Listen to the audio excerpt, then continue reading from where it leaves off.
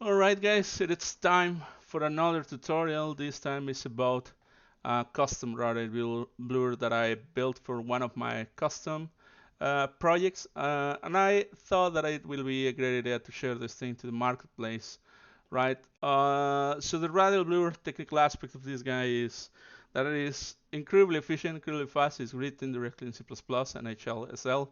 The performance I measured, it's it's basically similar to the bloom pass that you have in Unreal Engine by default.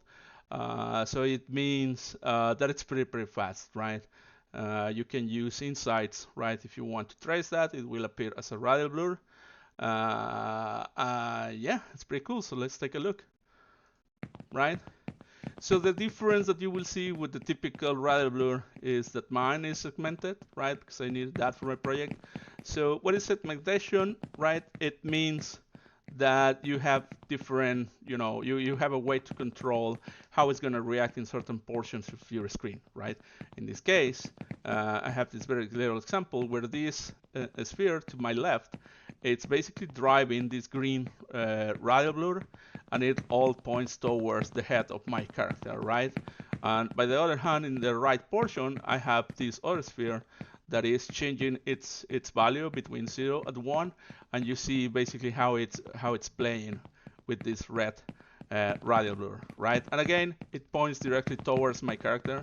So if both are basically pointing towards the same direction, they will kind of merge, right? So it's really cool because even when they're behind, they're still blurring your screen, right? Finally, if you go far, right, far enough, then there at some point they will fade out, so they are not longer calculated, right? So you can actually see how this thing is actually doing that interpolation, right? So for the general controls, it's pretty easy. Let me go out of my character with F8, right? And let me select from the outliner.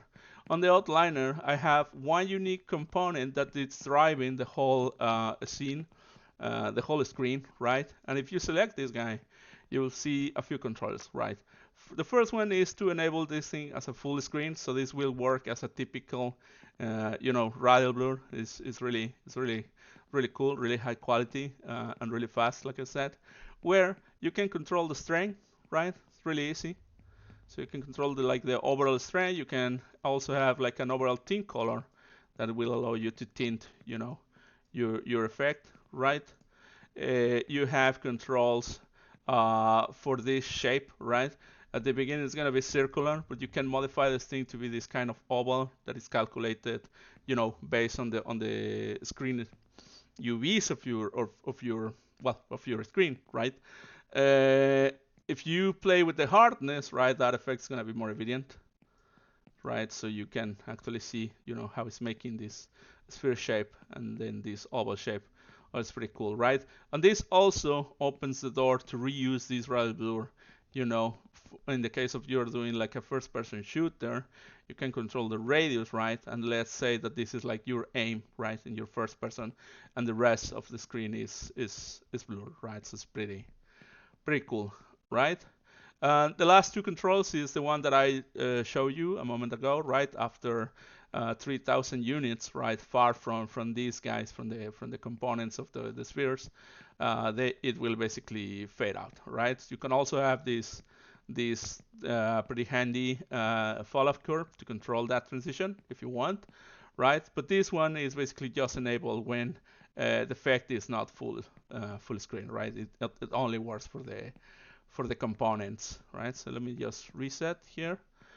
And then lastly, when the full screen is not enabled and then you have the components, right? You can actually go and select. You will see that this is a very basic, uh, control for that. All you need to do is add this little component to whatever item you have in your scene that you want to control the radial blur, right? And again, you have the same type of controllers. You can disable a single component on the fly if you want, right? You can control, let me enable this thing. You can control the strength, right? So that's pretty cool. You can also control the radius, and the radius in this case is going to affect how much of the screen is affecting, right? So by default, 1, it means that it's going to take half of the screen, right? And it goes, I believe, it's like at 10% or something like that of the screen. But it is really cool. So whenever you move this guy, right, the radial blur will point towards that direction, right? Finally, the last control we have here is for the color tint, so you can choose, whatever you want to control to be, right? Which is pretty cool. If you take a look on the blueprint, really the logic that I have here is just to drive the text that it was changing, right? But all the parameters that I showed you, right, they are exposed to the blueprint system, all right? So you can basically go ahead and try to program this thing in the way you want, right? For whatever intention purpose. Same is true for the main radial blur origin component, right? So all those are exposed to Blueprint, so you can do different things for your project.